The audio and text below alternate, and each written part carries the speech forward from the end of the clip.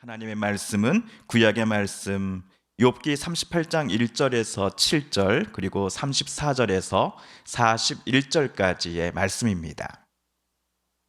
구약 799쪽경에 있는 욥기 제38장 1에서 7절 그리고 34에서 41절까지의 말씀입니다. 그때 여호와께서 폭풍우 가운데에서 욥에게 말씀하여 이르시되 무지한 말로 생각을 어둡게 하는 자가 누구냐? 너는 대장부처럼 허리를 묶고 내가 내게 묻는 것을 대답할지니라. 내가 땅의 기초를 놓을 때 내가 어디 있었느냐? 내가 깨달아 알았거든 말할지니라. 누가 그것의 도량법을 정하였는지 누가 그 줄을 그것의 위에 띄었는지 내가 아느냐? 그것의 주추는 무엇 위에 세웠으며 그 모퉁이 돌을 누가 놓았느냐? 그때의 새벽별들이 기뻐 노래하며 하나님의 아들들이 다 기뻐 소리를 질렀느니라. 그리고 34절부터 또 읽겠습니다. 내가 목소리를 구름에까지 높여 넘치는 물이 내게 덮이게 하겠느냐?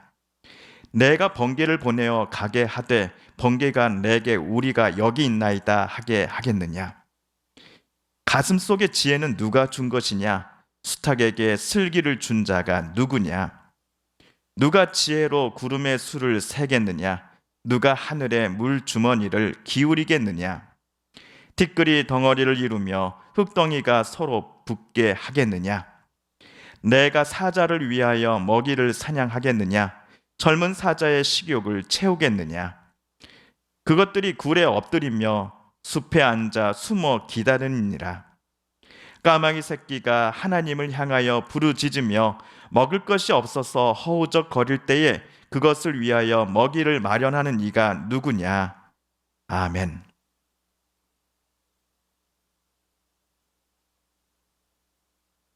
오늘은 욥기 새롭게 읽기 제 세 번째 시간입니다. 2주 전부터 우리가 묵상하는 중인 구약 욥기서의 주인공은 욥입니다. 구약 학자들은 욥이 아브라함과 동시대를 살았던 에돔 민족 출신이다라고 추정합니다. 욥은 아브라함처럼 히브리 사람이 아님에도 온전하고 정직하여 하나님을 경외하며 악에서 떠난 자가 이와 같은 이가 세상에 없다라는 평가를 무려 여호와께로부터 2번씩이나 받았던 사람이었습니다.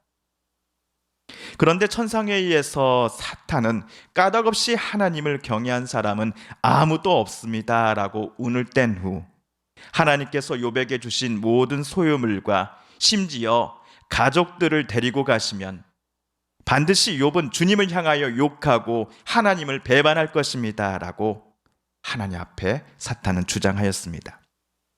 이런 방법으로 욥의 믿음을 시험해 보실 것을 사탄은 하나님께 총 2번 제안하였고 하나님은 그때마다 주저하시다가 사탄의 제안을 결국 모두 받아들이셨습니다.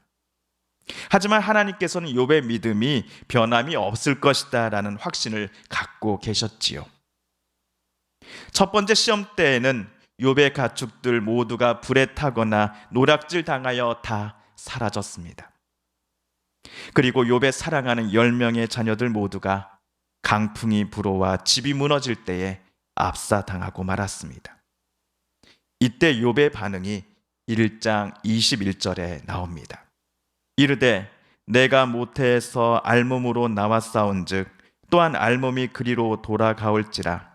주신 이도 여호와시요 거두신 이도 여호와시오니 여호와의 이름이 찬송을 받으실지니이다.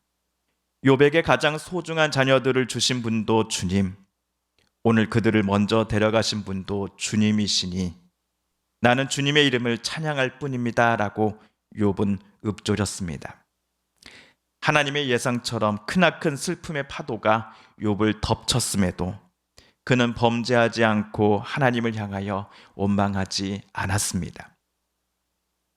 이에 2번째 시험 때에는 사탄이 욥의 몸을 쳤습니다.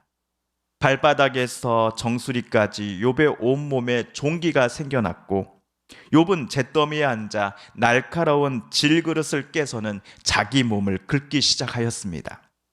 종기로 생긴 아픔을 더 고통스러운 아픔으로써 잊기 위해서였습니다. 이때 욥의 아내는 차라리 하나님을 욕하고 죽으라라고 욥에게 외칩니다. 하지만 욥은 우리가 누리는 복도 하나님께로부터 받았는데 어찌 화라고 해서 못 받는단 말이오라고 첫 번째 때와 비슷한 대답을 하였습니다. 욥은 두 번째 시험 때에도 말로써 죄를 결코 짓지 아니하였습니다.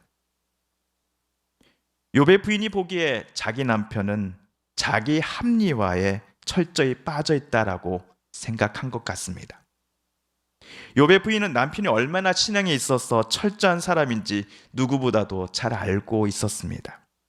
아내 눈에 비친 욥은 며칠 전만 해도 집안 잔치가 끝나자 바로 다음날 아침 자녀 10명을 모두 한자리로 불러다가 훈계한 사람이었습니다.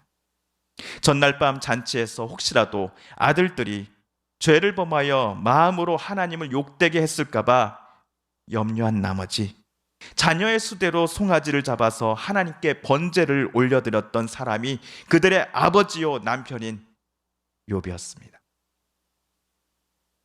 그렇게 이 비참한 상황 속에서도 자기 남편이 여호와 하나님을 향해 큰 소리로 저주의 말을 절대로 내뱉지 않을 것임을 욥의 아내는 이미 잘 알고 있었을 겁니다. 왜냐? 욥이 하나님께 저주의 말을 쏟아낸다라는 것은 그가 수십 평생을 지켜왔던 하나님을 향한 믿음과 신앙을 욥 스스로 부정하는 일과 같기 때문입니다. 나는 지금까지 옳은 신념과 신앙을 갖고 살아온 사람이야 라는 그 자부심을 끝까지 지켜내기 위해서라도 욥은 절대로 하나님께 원망하지 않을 것이다 라는 것을 욥의 아내는 잘 알고 있었던 것입니다. 화목했던 가정을 휩쓸고 가버린 그 무서운 파도 앞에서도 우리 자녀들에게 어떤 일이 일어난지 상관없이 그저 자기 합리화를 위해 땅에 엎드려 하나님을 향해 기도하는 자기 남편이 욥의 아내는 너무나 미웠을 것입니다. 너무나 가증스러웠을 것입니다. 하지만 그녀는 자기 남편의 마음 상태를 정확하게 판단하지 못하였습니다. 욥기를 읽으면서 많은 독자들이, 특별히 성경을 가르치는 이들이 욥의 자세를 우리도 본받자라고 말합니다. 내가 모태에서 알몸으로 나왔사온즉 또한 알몸이 그리로 돌아가올지라 라고 말하는 욥의 이러한 고백을 떠올리며 큰 시험을 당한 분들에게 찾아가서는 욥처럼 마음을 굳게 먹고 절대로 하나님을 떠나서는 안 됩니다라고 권면하는 분들이 분명 있습니다.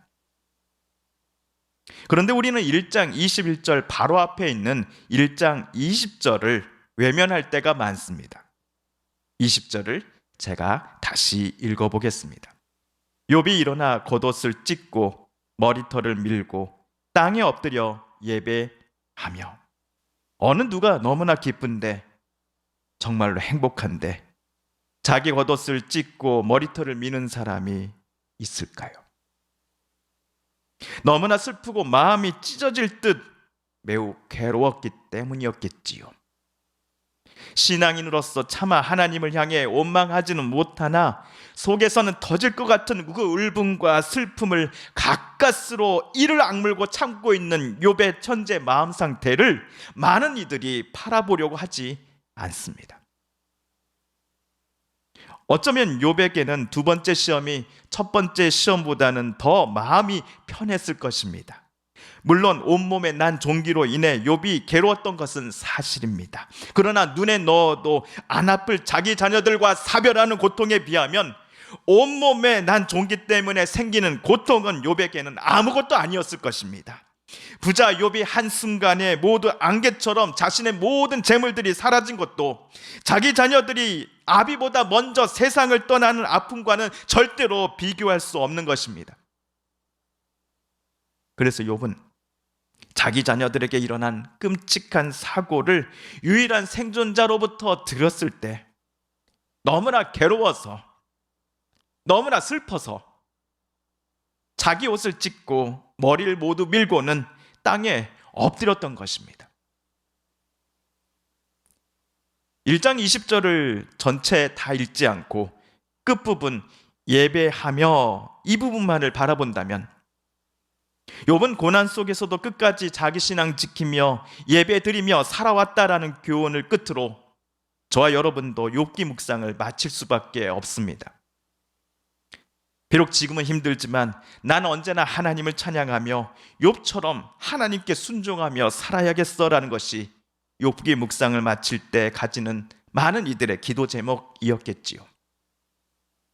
그러나 욥기 3장에서 23장까지 본문을 살펴보면서 우리 눈에 비친 욥은 지금까지의 결론과는 전혀 다른 모습이었지 않았습니까? 나는 이런 일들을 당할 만한 어떠한 죄도 저지른 적이 없는데 왜 내게 이런 고통을 하나님은 주시는 겁니까? 라고 욥은 계속해서 따져 묻고 있기 때문입니다. 욥기 3장 20절입니다. 어찌하여 하나님은 고난당하는 자들을 태어나게 하셔서 빛을 보게 하시고 이렇게 쓰디쓴 인생을 살아가는 자들에게 생명을 주시는가? 하나님, 이렇게 고통스럽게 하실 거면 빨리 저를 데려가 주십시오라는 탄식에서 나온 말입니다. 3명의 친구들이 욥을 찾아와서는 처음에 큰 슬픔을 당한 욥을 위로하였으나 금세 욥을 그들은 강하게 비판했습니다. 욥이 계속해서 나는 죄가 없어. 이번 일에 있어서 나는 정말 억울해. 만약 내 잘못이 있다면 무엇인지 내가 좀 알아들을 수 있게 친구들아 말 좀 해다오 라고 입이 닳도록 욥은 처음부터 내내 호소했기 때문입니다. 27장 5절을 보실까요? 나는 결코 너희가 옳다고 말할 수 없다. 나는 죽기까지 내 결백을 주장하겠다. 내가 의롭다고 주장하면서 끝까지 굽히지 않아도 내 평생의 양심에 꺼림칙한 날은 없을 것이다. 이런 욥을 세 친구들은 모두 다 같은 생각을 가지고서 꾸짖었습니다. 인간이 하나님보다 의로울 수 없다. 사람이 창조주보다 깨끗할 수 없어 라는 생각에서 말이지요. 세 친구 중 엘리바스는 이렇게 말하기도 했습니다. 이 친구야, 하나님께 징계를 받는 사람은 그래도 복된 사람이야. 그러니 전능하신 분의 훈계를 거절하지 말게. 하나님은 찌르기도 하시지만 싸매어 주시기도 하시고 상하게도 하시지만 손수 낫게도 해주신다고. 이런 것을 가리켜 우리말로 무엇이라고 말합니까? 병 주고 약 주고 이지요. 하나님께서는 욥을 치시기도 하나 얼마 후 상처난 부위를 깨끗하게 소독해 주시고 새살이 돋게 치료해 주시는 분이시다라는 겁니다. 그러나 이 친구의 말을 들을 때 욥이나 그리고 저와 여러분은 같은 마음일 것입니다. 굳이 내게 병 주고 약 주고 하시는 이유가 무엇입니까? 다른 부자처럼 큰 돈 바라지 않고 그저 지금 누리는 소소한 행복을 앞으로 계속 누렸으면 하는 것뿐인데 왜 하나님은 내 인생에 시비를 거십니까? 라고 욥은 생각한 겁니다. 그러니 하나님, 제 질문에 답변해 보십시오. 아니면 제게 물어봐 주십시오. 모두 다 답변해 드리겠습니다. 하나님의 그 심판의 불구덩이 속에 내가 들어간다 할지라도 나는 결국 정결한 순금으로 하나님 앞에 서 있게 될 것이라고 나는 자신합니다. 그러나 지난주 우리가 읽었던 23장까지 해서 하나님은 욥 앞에 나타나지 않으셨습니다. 욥도 하나님 앞에 자신의 억울함을 토로할 기회를 아직 얻지 못했습니다. 24장부터 오늘 38장까지에서도 욥은 자신은 평생을 정의를 실천하고 매사를 공평하게 처리하며 살았다라는 것을 호소하였습니다. 악을 행하는 자들과 비굴하게 타협하고 같은 편이 되기보다는 그들과 맞서 싸우고 끝까지 악한 자들의 편에, 정의로운 편에 서 있었다는 것에 그는 자부심을 느끼며 살아왔던 사람이었습니다. 하지만 현재 욥은 모든 이에게 조롱을 당하는 처지로 전락해 있습니다. 그리고 여전히 아무 말씀이 없으신 하나님을 향한 원망이 점차 욥 안에서도 커져가고 있었습니다. 30장 17절 말씀입니다. 밤에는 뼈가 쑤시고 뼈를 깎는 아픔이 그치지 않는다. 하나님이 나를 진흙 속에 던지시니 내가 진흙이나 쓰레기보다 나을 것이 없다. 주님, 내가 주님께 부르짖어도 주님께서는 내게 응답하지 않으십니다. 내가 주님께 기도해도 주님께서는 들은 채도 않으십니다. 내가 한 이 변명을 들어줄 사람이 없을까? 맹세코 나는 사실대로만 말하였다. 이제는 전능하신 분께서 말씀하신 대답을 듣고 싶다. 그런데 욥에게 찾아온 친구들은 3명만이 아니었습니다. 한 명이 더 있었습니다. 엘리후라는 사람이었습니다. 욥을 찾아온 4명의 사람 중에 엘리후는 제일 젊은 자였습니다. 그래서 지금까지 엘리후는 발언권을 얻지 못했습니다. 그러나 더 이상 그도 참지 못하고 자기 속 안에 있는 말들을 욥기 32장에서부터는 욥 앞에 쏟아내기 시작합니다. 자기보다 나이 많은 3명의 친구들이, 어른들이 나는 잘못이 없어, 나는 결백해 라고 하소연하는 욥에게 제대로 대꾸하지 못하는 모습에 가장 나이 어린 엘리후는 실망했기 때문이었습니다. 엘리후의 첫 마디는 이것입니다. 욥기 33장 13절입니다. 그런데 어찌하여 어른께서는 하나님께 불평을 하면서 대드시는 겁니까? 어른께서 하시는 모든 불평에 일일이 대답을 하지 않으신다고 해서 하나님께 원망을 할 수 있습니까? 사실은 하나님이 말씀을 하시고 또 하신다고 하더라도 사람이 그 말씀에 주의를 기울이지 못할 뿐입니다. 하나님이 욥 어른께 말씀하시지 않은 것이 아니라 욥 어른께서 집중을 하지 않으셔서 하나님의 음성을 듣지 못했던 겁니다라고 엘리후는 말했습니다. 또한 하나님은 사람에게 질병을 보내셔서 사람을 고쳐주시기도 하시고 사람의 육체를 고통스럽게 해서라도 잘못을 고쳐주기도 하시는 분이다라고 엘리후는 말합니다. 사람이 받는 고통은 하나님이 사람을 가르치시는 기회이니 사람이 고통을 받을 때 하나님은 그 사람의 귀를 열어서 경고를 듣게 하신다라는 것이 엘리후의 생각이었습니다. 그리고 34장 10절 말씀을 읽어보겠습니다. 하나님이 악한 일을 하실 수 있습니까? 전능하신 분께서 옳지 않은 일을 하실 수 있습니까? 오히려 하나님은 사람에게 사람이 한 일을 따라서 갚아주시고 사람이 걸어온 길에 따라서 거두게 하시는 분입니다. 이유 없이 누군가에게 재앙이 찾아오는 일은 없다라는 것이 젊은이 엘리후를 지배하고 있는 가치관입니다. 엘리후가 볼 때에 욥은 마땅히 받아야 할 형벌을 하나님께로부터 지금 받고 있는 겁니다. 욥은 아무 죄가 없다라고 억울해하나 실은 욥이 교묘히 감추고 있는 악함과 죄악들을 하나님께서 모두 다 아시고 그를 치셨기에 오늘과 같은 일들이 욥에게 일어났다라고 엘리후는 생각하고 있는 겁니다. 방금 보신 것 같은 엘리후가 갖고 있는 생각이 우리 신앙인들에게 큰 영향을 끼친 게 사실입니다. 지금이라도 하나님께 나아가서 내 속에 있는 죄를 회개하려면, 그리하면 공의와 은혜 하나님께서 너를 새롭게 고치시고 회복시켜 주실 거야. 아니면 우리가 그 문제와 시련으로 힘들어했을 때 찾아온 누군가로부터 하나님께서 이번 일을 통해서 너를 크게 사용하시는 게 틀림없어, 그러니 힘을 내 라는 이야기를 들으셨던 적이 한두 번은 있으셨을 겁니다. 신앙인이기에 교회 문화와 용어에 익숙해져 있기에 어떤 이들은 매사에 하나님을 연결시킵니다.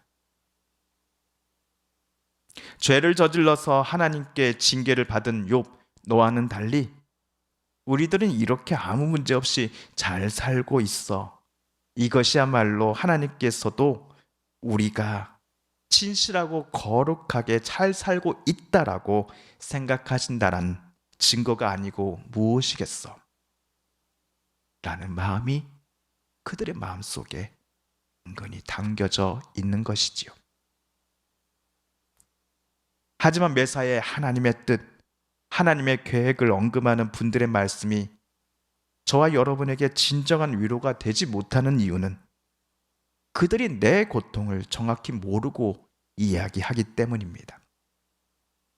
내 상황을 제대로 알지 못한 채 자신들이 임의로 판단하고 결론 내린 것을 하나님의 계획이라고 하는 좋은 포장지에 담아서 우리에게 전달해 주기 때문입니다.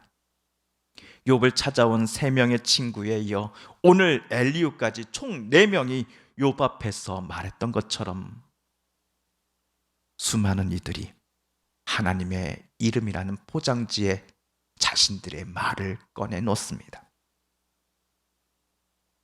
그런데 오늘 맨 처음 다 함께 읽은 38장에서 오랜 침묵 끝에 하나님께서 욥 앞에 나타나셨습니다.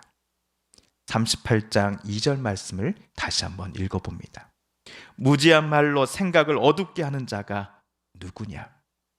욥을 정죄하고 회개를 강요했던 4명의 친구의 말과는 정반대의 이야기를 하나님은 욥에게 말씀하기 시작하셨습니다.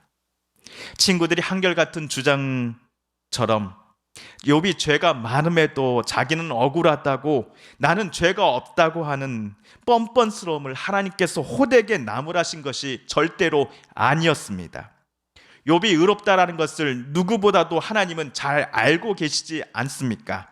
그럼에도 욥, 피조물에 불과한 내가 조물주인 나 하나님의 생각과 뜻을 어찌 다 안다라고 생각하는가라고 주님은 따지셨던 겁니다.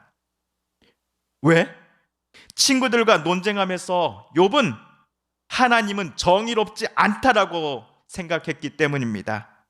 정의롭게 진실하게 그리고 거룩하게 신실하게 살아가려고 이악 물고 여태까지 살아왔던 자기에게 오늘과 같은 아픔을 하나님이 주신 것은 분명하니까 그런 하나님은 불공평한 하나님이요 정의롭지 못한 하나님이심에 틀림없다라고 욥은 생각했기 때문입니다. 이런 욥을 하나님은 꾸짖으셨습니다. 욥이 실은 죄가 많은데도 뻔뻔스럽게 자신의 무고를 주장하는 것에 대해 질책하신 것이 절대로 아니었습니다. 그렇다면 하나님은 욥과 대하시면서 욥의 억울함을 모두 풀어주셨을까요? 욥은 하나님을 향한 자신의 잘못된 판단들을 바로 잡았을까요? 자세한 내용은 다음 주일 이 시간 욥기 마지막 묵상 시간에 살펴보도록 하겠습니다. 한편 내 친구들은 잘못된 판단에 근거하여 욥의 아픈 마음에 더 큰 상처를 주었다라는 것을 저와 여러분은 보았습니다. 틀린 생각임에도 하나님의 뜻이라고 하는 최고 권위에 숨어서는 욥 앞에서 선생 역할을 하려고 했던 욥의 친구들을 하나님께서는 꾸짖으시기 때문입니다.